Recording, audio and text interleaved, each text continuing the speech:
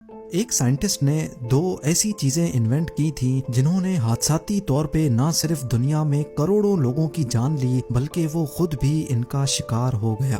ان scientific inventions کی وجہ سے جہاں دو الگ الگ ماحولیاتی تباہیاں ہوئیں، وہیں ان کی وجہ سے انسانوں کی انٹیلیجنس کافی حد تک کم ہو گئی تھی، اور تو اور دنیا بھر میں کرائم ریٹ بھی انہی انوینشنز کی وجہ سے بڑھ گیا تھا۔ آخر وہ کون سی انوینشنز تھیں جس کی وجہ سے ہونے والی تباہی کو آج تک نہیں بھولا جا سکا، اور ان کو بنانے والا وہ کون شخص تھا؟ زیم ٹی وی کی ویڈیوز میں ایک بار پھر سے خوش آمدید۔ ناظرین، اس دلچسپ کہانی کی شروعات 1908 میں ہوئی تھی، جب مشیگن کے شہر ڈیٹرائٹ میں ایک خاتون اپنی گاڑی ڈرائیو کر کے کہیں جا رہی تھی۔ اچانک اس کی گاڑی میں کوئی مسئلہ ہوا اور وہ بیچ روڈ پہ ہی کھڑی ہو گئی۔ یہ دیکھ کر پاس گزرتے ہوئے ایک شخص نے اپنی گاڑی روکی اور اس خاتون کی مدد کرنا چاہی۔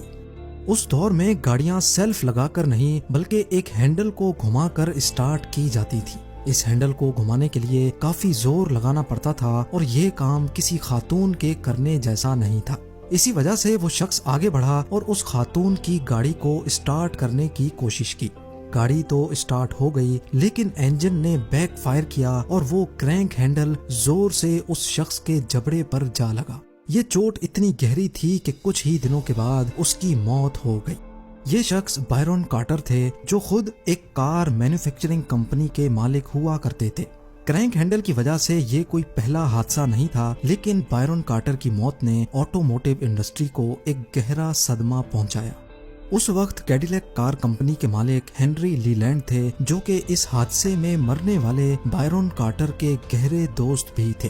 اپنے دوست کی موت پہ ہنری کو اتنا صدمہ پہنچا کہ انہوں نے فیصلہ کیا کہ اب وہ اپنی کیڈیلیک کارز میں اس کرینک ہینڈل سے جان چھڑا کر ہی رہیں گے۔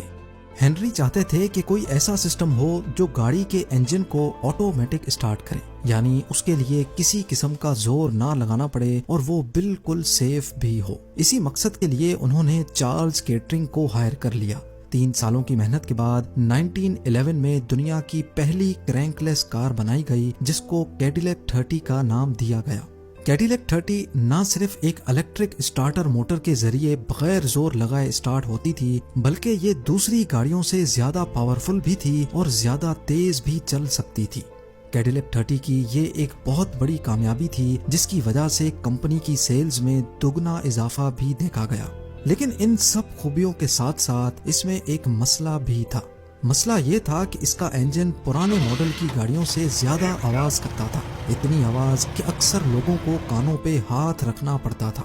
اب نارملی انجن میں ایک سلنڈر کے اندر پسٹن لگا ہوتا ہے۔ اس سلنڈر کے ٹاپ پر اسپارک پلگ سلنڈر کے اندر موجود فیول اور آکسیجن کے مکسچر میں ایک اسپارک کے ذریعے آگ لگاتا ہے۔ آگ لگنے سے سلنڈر کے اندر گیس کا پریشر بنتا ہے اور وہ پریشر پسٹن کو نیچے کی طرف دھکیلتا ہے۔ کیڈیلیک 30 میں زیادہ آواز کی وجہ یہ تھی کہ پسٹن جب واپس اوپر کی طرف جاتا تھا تو فیول اور آکسیجن کا مکسچر کمپریس ہوتے ہی اس میں آگ لگ جاتی تھی، یعنی اس میں اسپارک پلگ کے آگ لگانے سے پہلے ہی آگ بھڑک جاتی تھی، اور یہی وجہ تھی کہ اس میں یہ عجیب آواز پیدا ہو رہی تھی جس کو انجن ناکنگ کہا جاتا ہے۔ انجن ناکنگ کی وجہ سے کیڈیلیک 30 کی فیول کنزمپشن بھی کافی خراب تھی، کیونکہ انجن میں فیول اور آکسیجن کا مکسچر اپنے ٹائم سے پہلے ہی جل جاتا تھا۔ اس مسئلے کو حل کرنے کے 2 طریقے تھے، یا تو پسٹن کا سائز چھوٹا کیا جائے، لیکن ایسا کرنے سے گاڑی سیلف موٹر سے اسٹارٹ نہیں ہوگی، اور دوسرا طریقہ یہ تھا کہ فیول کو بدلا جائے، یعنی اس میں کوئی ایسے قسم کا فیول ڈالا جائے جو کمپریس ہونے پر خود بخود نہ جلے۔ مختلف قسم کے فیولز کمپریس ہونے پر الگ الگ رویہ رکھتے ہیں۔ جن فیولز میں ہیپٹین کی مقدار زیادہ ہوتی ہے وہ پریشر پڑتے ہی آگ پکڑ لیتے ہیں۔ اس قسم کے فیولز کو اسپارک پلگ کی ضرورت نہیں ہوتی، جیسا کہ ڈیزل انجن میں ہوتا ہے۔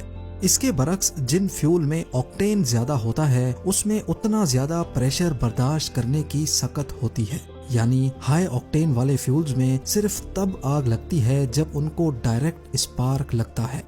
جب کیڈیلیک 30 میں یہ مسئلہ پیش آیا تھا، اس دور کے فیول میں 50% آکٹین ہوتا تھا۔ کیڈیلیک کے مالک ہنری لی لینڈ اور چارلز کیٹرنگ اب یہ چاہتے تھے کہ کوئی ایسا فیول بنایا جائے جس کی آکٹین ریٹنگ زیادہ ہو اور وہ ناکنگ پروڈیوس نہ کرے، اور اسی مقصد کے لیے انہوں نے 27 سالہ انجینئر تھامس مڈجلی کو ہائر کیا۔